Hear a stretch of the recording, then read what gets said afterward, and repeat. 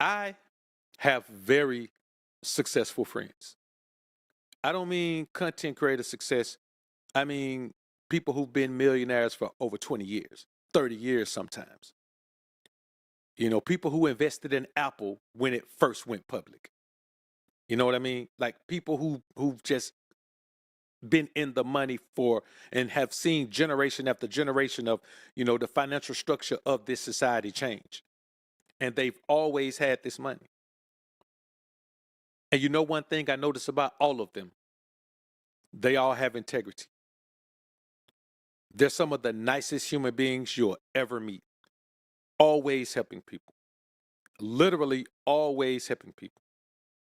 I've seen them pay someone what they thought was fair, even though the person underbid themselves. You know what I'm saying? I've seen them make a correction and say, well, no, that's not enough. I don't think that's enough. I wouldn't feel right paying you that much, so I'm going to pay you this instead. I've seen this just over the years. And what I realize is that they don't let the money define them. So they have all of this money, but they don't drive expensive vehicles. Now, do they live in a nice home? Yes, a very nice home. Every one of them lives in there. Listen, we're talking acres.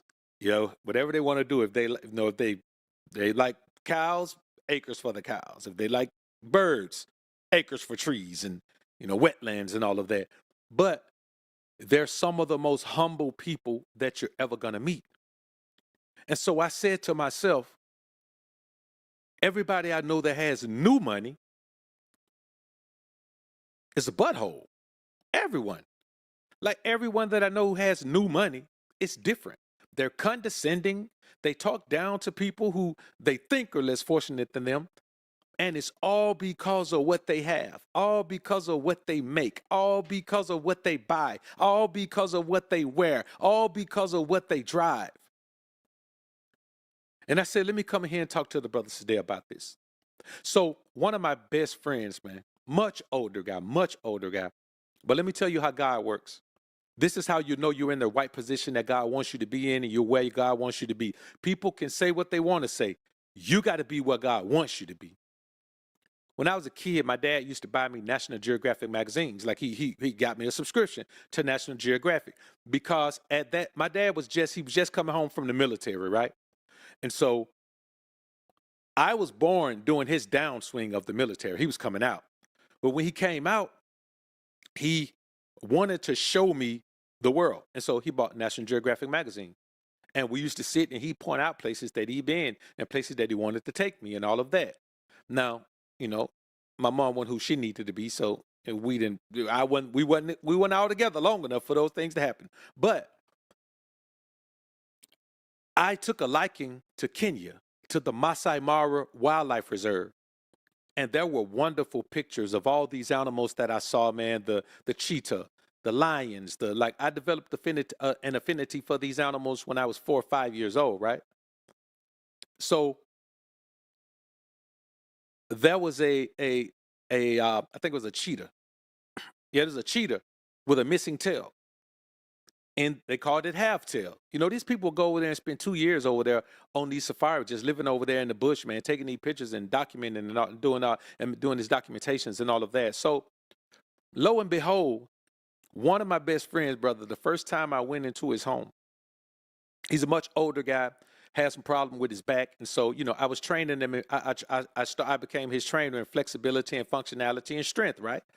So, right now we're talking, and this may not seem much to you, but we're talking about an 80-some-year-old guy who's curling for reps with 20-pound dumbbells. We're talking alternating curls with 20-pound dumbbells. Started off working out with 1-pound dumbbells.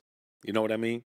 Like we don't use 8-pound dumbbells and 5-pound dumbbells for anything.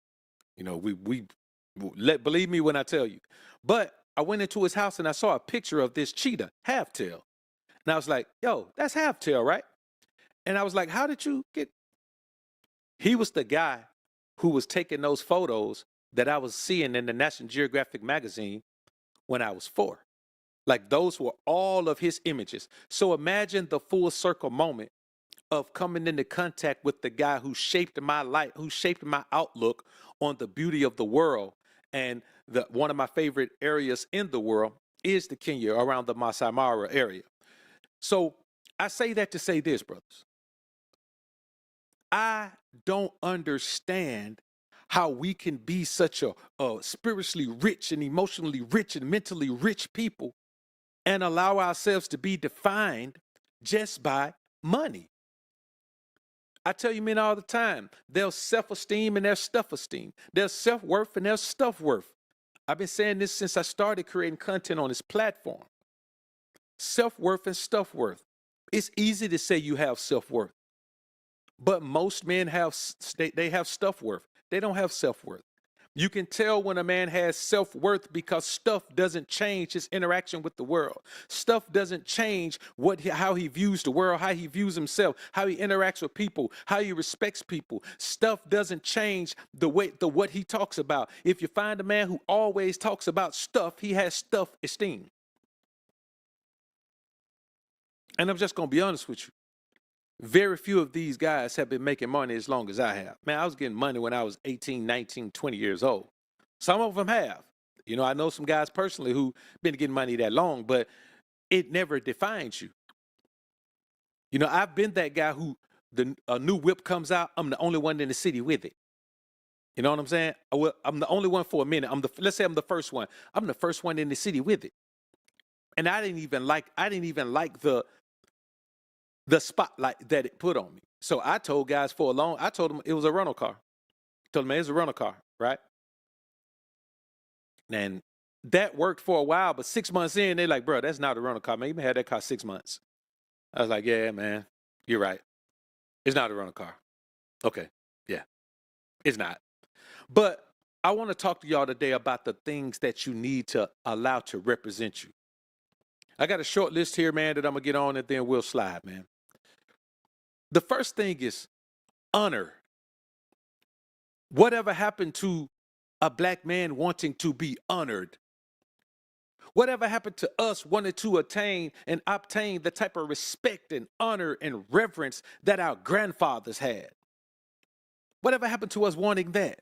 Whatever happened to us wanting the people that we know, the people that we influence, to not talk about how much money we got, to talk about how effective and efficient we've been in their lives, how we've influenced them to be the right type of person, how we've made them not cross those lines and do those foul things that they wanted to do, how we led them.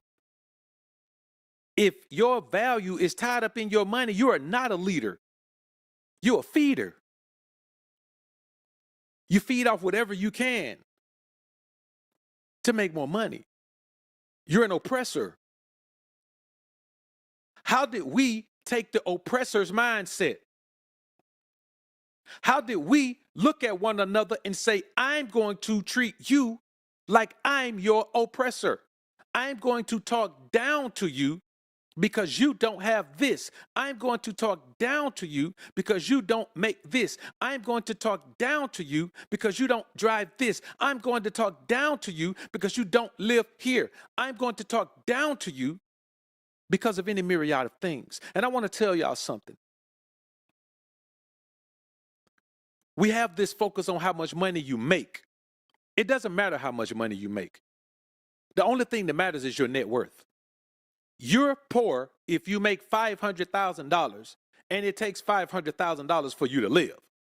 You're poor if you make $1 million and it takes $1.5 million for you to live. As a matter of fact, you're in poverty. You have these things, but you really live in poverty. You're poor if you can't afford to take one paycheck, no matter what you do, take one paycheck and completely put it into a savings account or take the whole thing and invest it. Don't invest it. Don't try to make money off of it. If you can't afford to take one paycheck, don't touch it. Just drop it in a savings account and let it sit there. And don't even think about it anymore. You're poor. It doesn't matter how many things you have. So let's get away from allowing these people to convince us that we should blow our money on these frivolous things, that we should blow our money on these material things. If you like something, buy it. But it's foolish for any one man to have 10 cars in his yard. It's not an estimation of true wealth.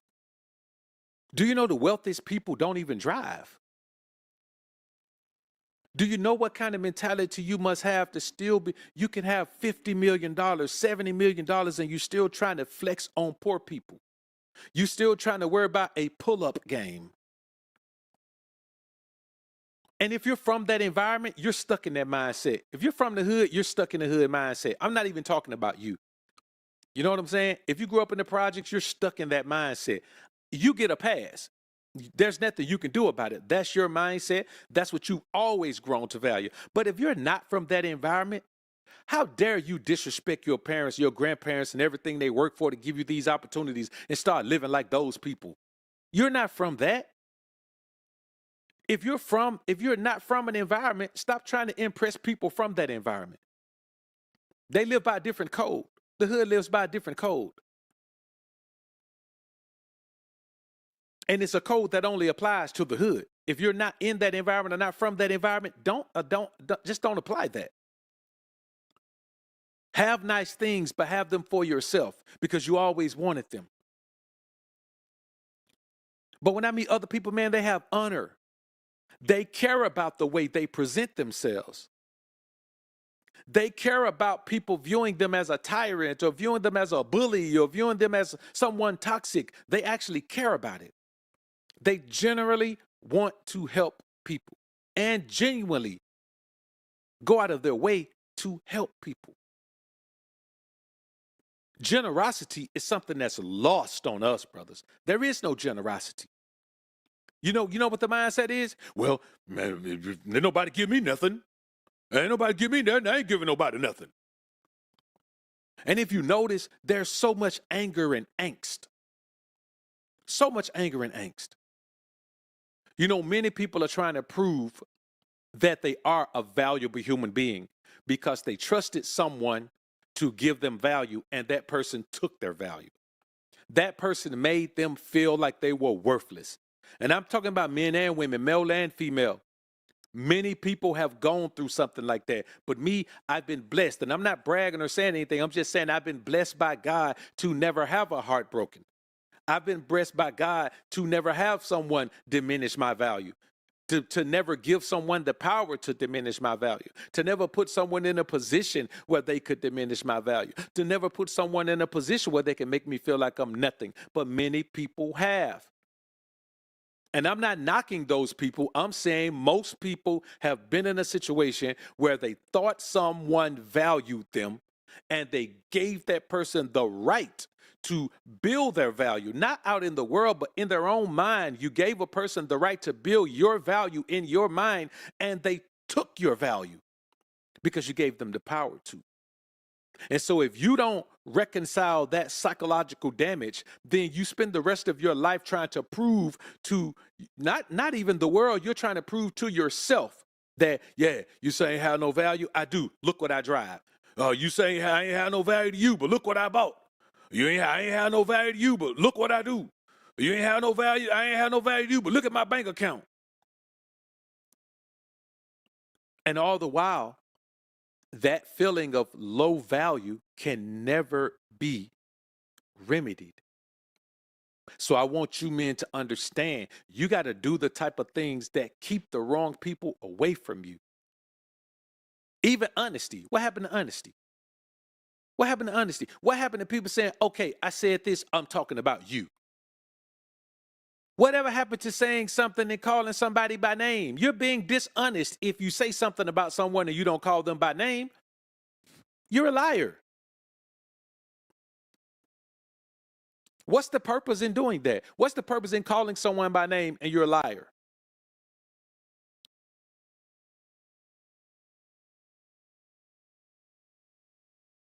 So I was on the way to the gym, bro. I had to come do this, man. Like I was literally heading out the door to go to the gym. And I said, man, you know what? Let me cut the camera on and do this because this needs to be spoken on. This needs to be covered.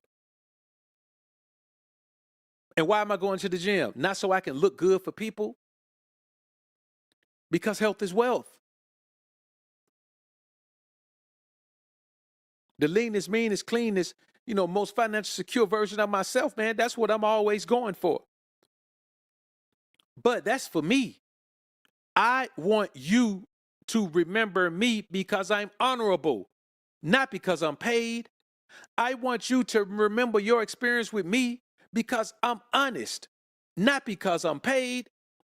I want you to remember your experience with me because I have integrity, not because I'm paid. Me being paid has nothing to do with the type of human being that I am. Has nothing to do with the quality of human being that I am.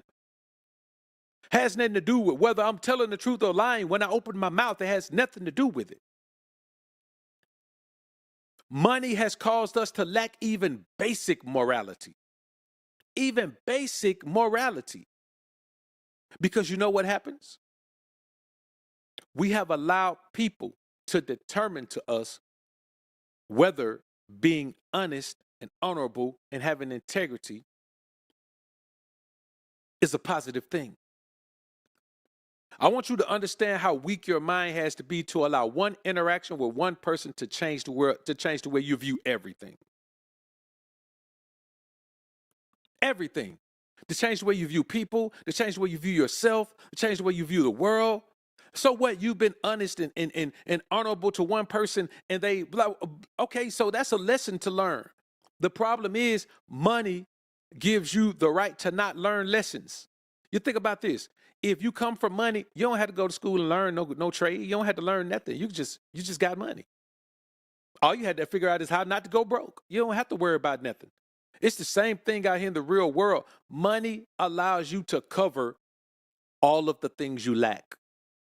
You just throw money at the problem.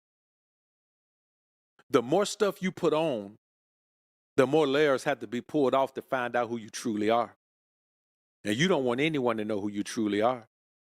Because inside, a lot of times, you're a scared little boy or you're a scared little girl who's afraid to really face the world as who you truly are because you've been chewed up by the world before.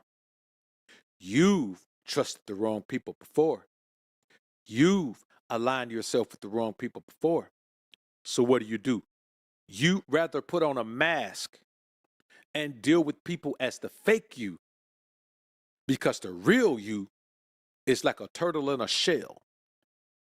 You ain't coming out until the danger is gone. And in this society, the danger is never gone. So a lot of times you meet people, you don't even know who they are, brother. We talk about the mask and we talk about the representative. There ain't no such thing. I want y'all to look deeper than just someone having a representative. That's not a representative. That's a mask that they have glued onto themselves. They will always be a version of that. When you give up on your true self, you will always be a version of your false self. Always. And that's why you must have all of the things necessary to be able to discern who people are. You judge people by their actions, not their words. You must have that type of discernment, and you must be honest and honorable enough to yourself to handle people the way you need to once you discern that they shouldn't be in your life. Once you discern that they're damaging to your life. Once you discern that they're toxic to your life. Once you discern that they're toxic to their own lives. People are not who they portray themselves as. And you have to make sure that you're not drawn into a circle of toxic individuals. It's illogical. And when money becomes your God, you'll do anything for that God because you worship it. You'll do anything. You'll lie, cheat, steal, destroy whatever you need to destroy, mislead with whoever you need to mislead. And the bottom line is, when it all boils down, it doesn't determine how people view you. It doesn't determine how people will be there for you.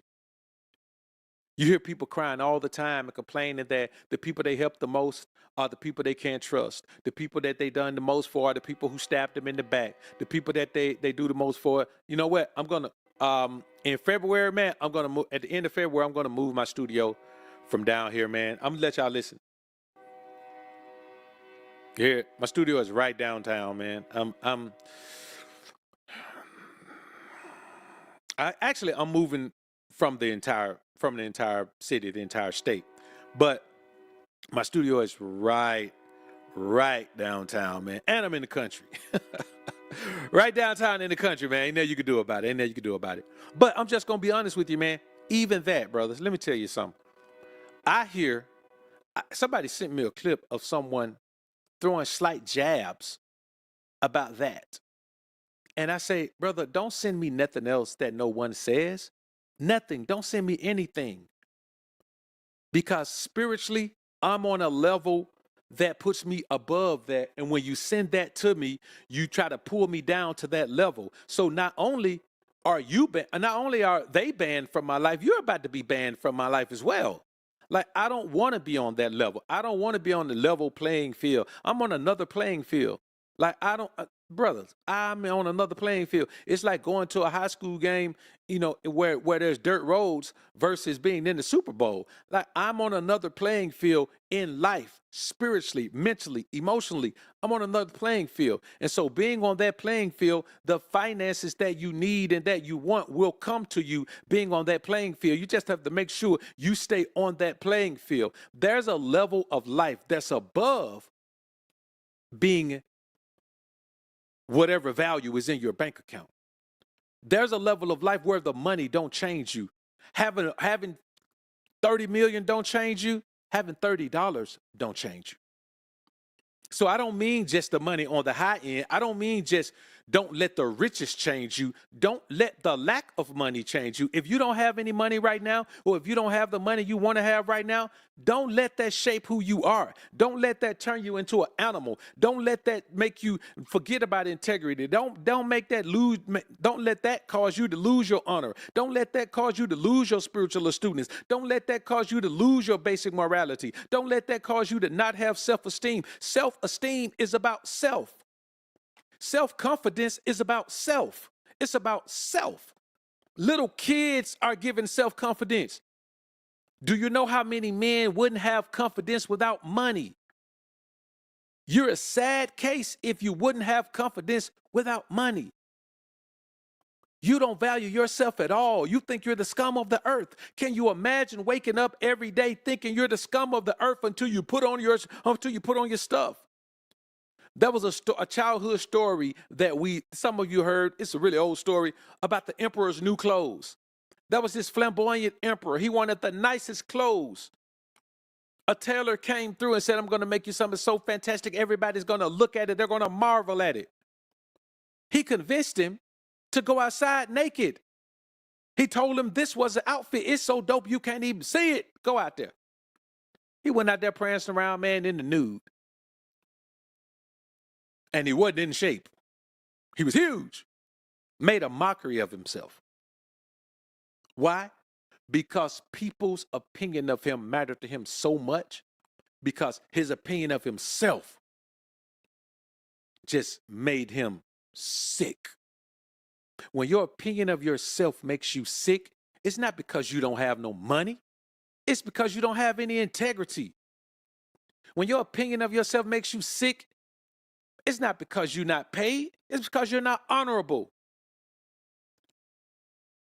When your opinion of yourself makes you sick, it's not because of your bank account. It's because you lack honesty. When your view of yourself makes you sick, it's not because of anything physical or mental or financial. It's because you lack spiritual astuteness. My opinion of myself is based on the type of person that I am. It's based on the fact that people trust me with their information, that people trust me with their secrets, that people trust me with their lives, that people trust me around their family, that people trust me around their children, that people trust me in their homes, that people trust me around their money. That's what my self-value is. My self-value is that when people talk about their friends, they include me. When they have something going on, they want me to be there. When something important happens in their life, they want me to know about it. Because of the type of person I am in their lives.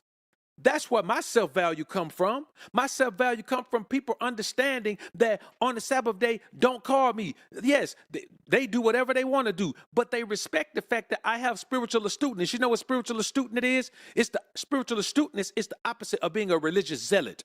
I live my life the way I live it because I'm a spiritual man. But astuteness keeps me from trying to force it down your throat. It keeps me from looking at you telling you, oh, you're a foul person. You ain't no good if you don't do this. If I'm going to do that spiritually, when I have the right, really, I have the right to say, you better start resting on the Sabbath day. You better stop eating that foul food. You better stay away from them foul folks. You better stop watching that crazy stuff. You better stop listening to that old crazy music. I can say all of that, but I don't because I have astuteness. Now imagine someone telling you that you're worthless because you don't drive a certain kind of car. Imagine someone telling you that you're worthless because you don't have a certain amount of zeros in your bank account. Imagine someone telling you that you're worthless because you don't wear certain type of name brands.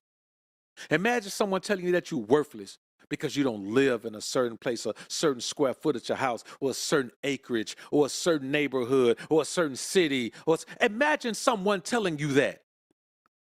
Now look at all those things I named where they say you ain't nothing. None of those are about you as a person. But see, they have covered who they are as a person with all of that stuff. And they're miserable. That's why they keep buying stuff. Misery loves company. Now, does money bringeth happiness? Yes, money bringeth happiness. Why? Because it eliminates the pain and stress of financial turmoil. There's a stress that comes with financial turmoil. But let's notice, happiness and joy are two different things. Happiness and fulfillment are two different things. Happiness and peace of mind are two different things. Money brings happiness. It don't bring peace of mind. Why do you think so many wealthy people just end it all? If money was the solution, why are so many people who have money committing self-execution? There's a reason.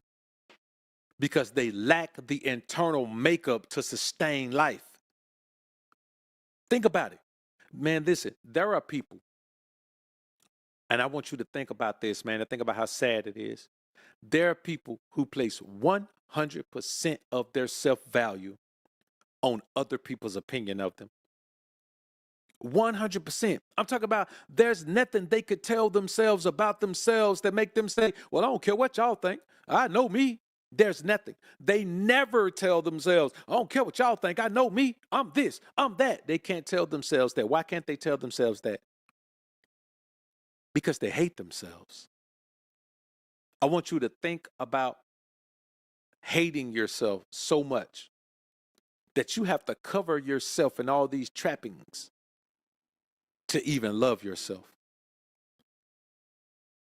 It's a very toxic and stressful life to live because in the back of your mind, you got to always think, if I lose this, I'm nothing again.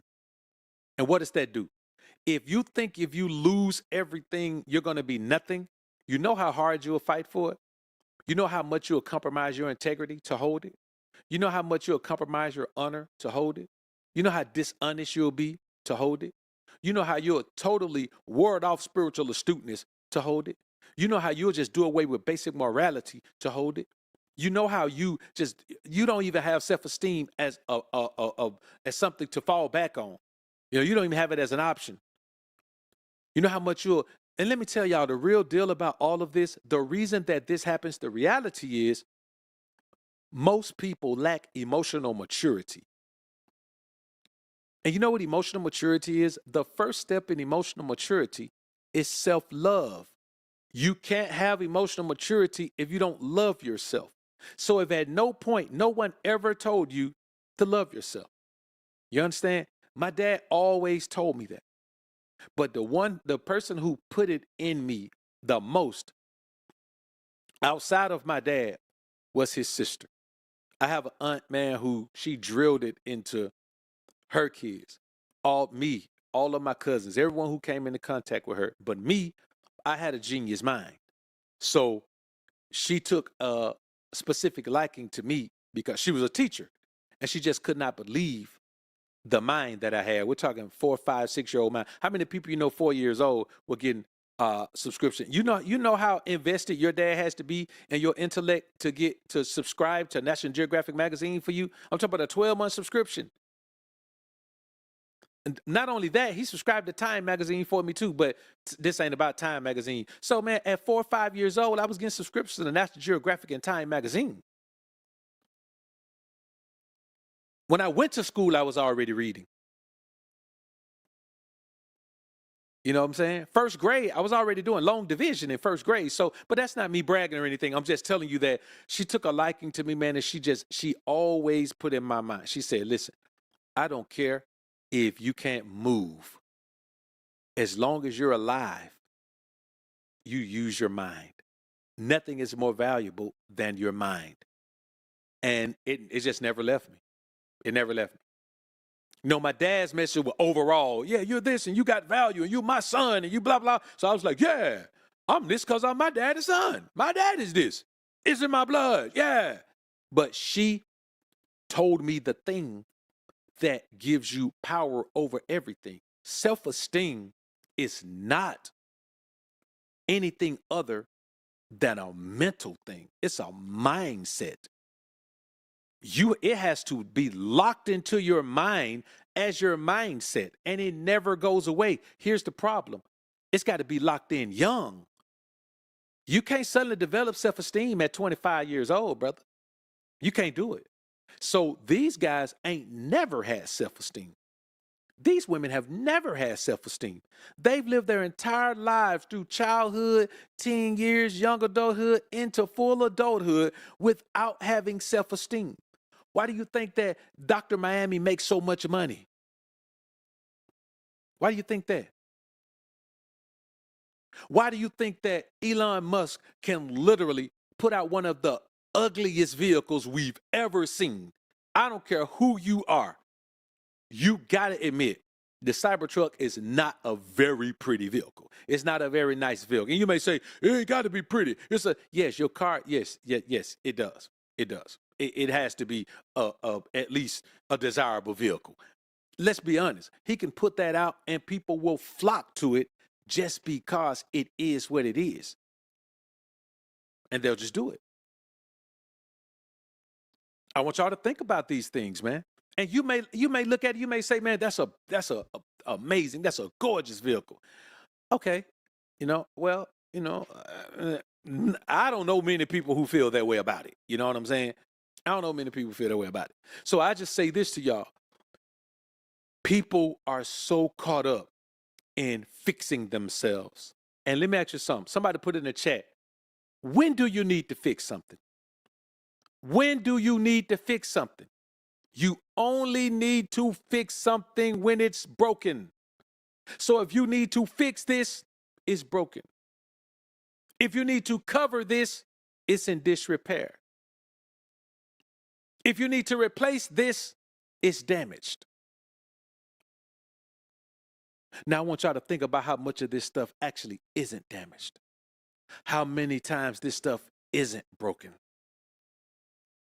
How much people will do to continue to fix something that's not broken. What happens when you fix something that's not broken? You break it. So if you're fixing something that's not broken, you're constantly breaking yourself over and over and over again. You're constantly destroying yourself over and over and over again. This makes no sense. It doesn't make any sense for any of us to do it. And I tell you this, one thing that puts me off on people the most is not having joy for other people's success. Other people's success should be motivation for you. Other people's success should remind you that it can be done. And I'm going to tell you like this, if the only time you can be happy about other people's success is when they're not doing as good as you, you're not happy for their success. You're happy that they're not as successful as you. So you're not happy, you're more relieved than anything else. If you make $1 million and I make 800,000, you're like, "Woo, yeah, man, you did good." But if I make 8 million, you ain't so happy, right? Even though you already got $1 million. because you don't want to align yourself with the truth of the matter that you hate you. You hate you. You can't love anyone because you hate you. You're afraid to make emotional connections because you hate you. You're emotionally immature if you can't make an emotional connection with someone. If you can't make an emotional connection, man, there are guys out here, man, they're in relationships and can't make an emotional connection with their wife, with their woman, with their girl, with their fiance, whatever she is. They can't make an emotional connection. They're fighting against the emotional connection. They leave the situation to keep from having to connect emotionally. Why? Because they know that emotional connection lays bare who you are. Once you're emotionally connected to someone, they connect with the true you. And you don't want them to see that the true you has no self-esteem. The true you has no self-confidence. The true you has no self-value. The true you has no self-worth. The true you is afraid of its own shadow. And that's a sad state to be in. And that's why when you meet people who aren't humble, lack of humbleness is the first sign that someone doesn't have self-esteem. Self-esteem makes you humble. You know why? Because I know me. I can be humble, man. I know me. It don't matter what you say. It don't matter what you do. It don't matter what they say. It don't matter what list y'all have. It don't matter what ratings y'all have. You can't rate me. I know me. You can't rate me. You know, I don't put myself in position to be rated by people. I don't do it because it's not a part of my life. It don't fit into my life. I don't put myself in position to be defined by people. Why? Because it's not a part of my life. I don't care about none of that. I don't put myself in a position to be, for my value to be determined by other people, for my utility to be determined. Man, I don't put myself in no position. Why? Because it don't fit into my life. What value does it bring me to let somebody determine my value? Nothing. It does nothing. So when you lord over people because of money, even if you just online lording over people because of money, man, you lack self-esteem. And here's the thing, brother, I'm going to tell you like this. If you the scum of the earth in your own mind, you the scum of the earth in mine too. If you hate yourself, I don't like you either. If you think you have no value, I don't think you have any either. You know what I'm saying? If your value is attached to your money, then you one robbery away from being a sucker in your own mind. You understand? Like you one bad move away from being worthless in your own mind. You one major illness away from being mud on the bottom of my shoe in your own mind. And the thing is, if that's how you feel about yourself, you're not on my level. You're not on anyone's level. You're on the level of an earthworm. Like you're a grub, man. You're a snail. You're a slug in your own mind. You're non-existent in human form in your own mind.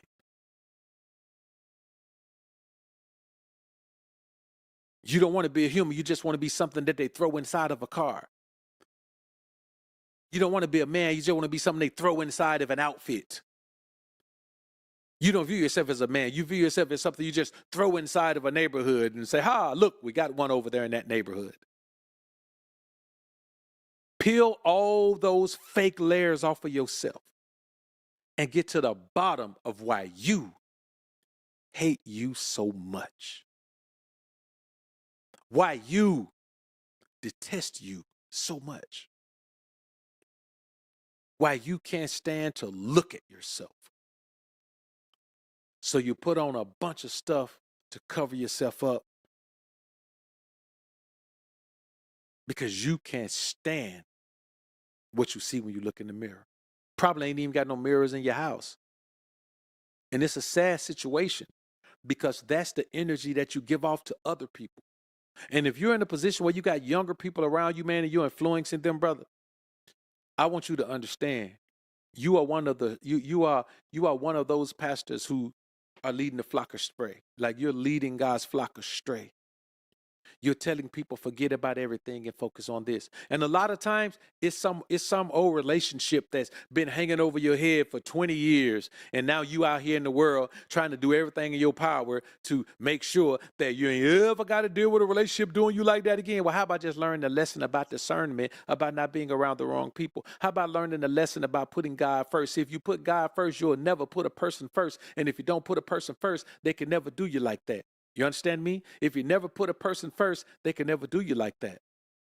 And I want y'all to keep that in mind and understand that, bro. Listen, I'm not making this up. I'm telling you what's real.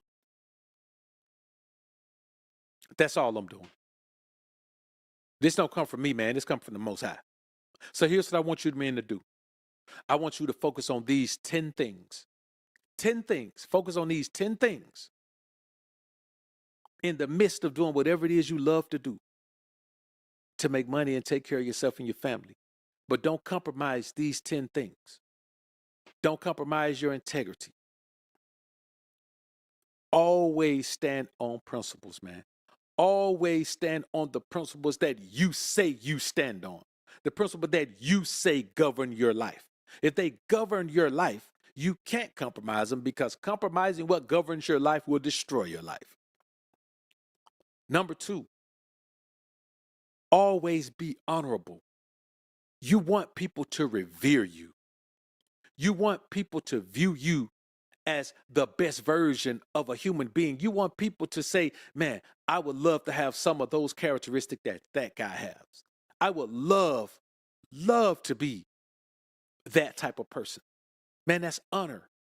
When people can't remember when you taking advantage of anybody, people can't remember when you've done somebody wrong, people can't remember when you've dogged somebody out, people can't remember when you've been condescending to somebody, people can't remember when you attack somebody unjustly, people can't remember when you spread lies and rumors on people, people can't remember when you threw rocks and hid your hands, people can't remember when you threw subtle shots at someone without being man enough to call their name. Number 3, honesty. Do what you want to do, how you want to do it, and just be honest about it. If you don't want to do that, don't do it, but be honest about it. If you said that, be honest about it. If you did that, be honest about it. If you like this lifestyle, be honest about it. If you don't like this lifestyle, be honest about it. Do what you're going to do, but do everything. Just do it and be honest about it, man. Be honest about it. People should know that when you say something, they can take you at your word. They should know it. Number 4, spiritual astuteness. Understand that your spiritual man is the guiding hand in your life. Understand that. Your connection to the Most High is your spirit man. That's it. You have to allow your spirit man to relay messages to your mind, and your mind governs you. Your spirit man governs your mind tells you what to do, tells you what to say, tells you where to go, tells you how to be.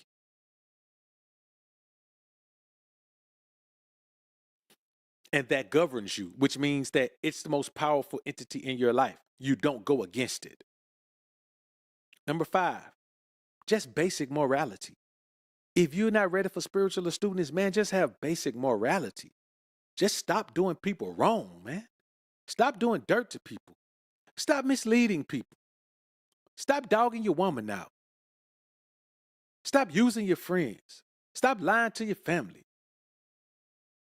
Just have basic morality, man. It can't be that hard to have basic morality. Just don't do people wrong. You know right from wrong. Just don't do the wrong. Man, just basic morality. Basic human decency. You can't do that. If you can't do that, you don't even deserve to be here in human form. You need to go be a gorilla or a baboon, or go be a butterfly, or go somewhere, man. You need to go be a cockroach or something. You need to be Beetlejuice or something. Number 6, self-esteem. Don't ever trade in your self-esteem for stuff-esteem. I'm telling you, brother. If you trade in your self-worth for stuff-worth, your life is never going to be the same again. Because your value of yourself is going to go up and down. When you got money and you're doing good, you're going to be the most confident man in the world. But if something happens, and even if you don't hit rock bottom, if things change and it's not as good as it was, you're going to become a different person. If you allow your self-esteem to be transferred for stuff-esteem, then you're going to compromise your integrity, your honor, your honesty, your spiritual astuteness, and your basic morality. So don't do it. Number 7, logic. You can't feel your way against your logical thoughts. Your feelings can never outweigh your logical thoughts. It don't matter if the feeling is good or bad. It can't outweigh your logical thoughts, because logical thoughts means that that's your connection to your spirit man. Your spirit man gives you logic, and your logical thoughts should govern you. If they don't, then you're going to make emotional decisions. And you know what happens when you make emotional decisions? Number 8 is represented. Emotional maturity. You have to maintain your emotional maturity. All emotional maturity is not allowing emotions to guide you. That's all emotional maturity is. Not letting emotions guide you. Keeping your emotions under control, keeping them at bay. Letting your emotions know that you govern them, they don't govern you. Letting your emotions know that this is your life and you think your way through it, not feel your way through it. That's all it is. Emotional maturity. Maintain that. You should never be responding emotionally. You should never do something out of anger. You should also never do something out of love. You should do something out of logic. You should do things because they are the thing to do. They're the right thing to do. They're the smart thing to do. They're the valuable thing to do. Not because, that makes me happy, or that makes me sad, or I'm going to get me some payback. Not because of that. Number 9, joy for others' success. You're a scumbag if you can't find any joy about somebody else's success. Now, I'm not saying you're supposed to be going around the world saying, oh, look at that person over there in Thailand. They're successful. I love it. I mean, the people you know, the people around you, the people you've built relationships with. Like, if you can't find joy in other success, you're a hater. It's 2 kind of people. People that are happy you're successful, and people that are not happy you're successful. And either you're happy for the people around your success, or you're not. But if not, you're a hater. And if you're a hater and they don't know it, you're a hater and a faker. And to be a hater and a faker, you got to be a beta. And number 10, humbleness, man. Humbleness. Just be humble. Whatever you have, whatever you've earned, whatever you've learned, whatever, if you are not humble, all of that can be returned to sender. The Most High gave you all of that. All of that is blessings for you. Because there are other people who work as hard as you, other people who are as focused as you, other people who are as talented as you, and they didn't get what you got. So don't think that it's all you. Because before you got it, you didn't even know you would.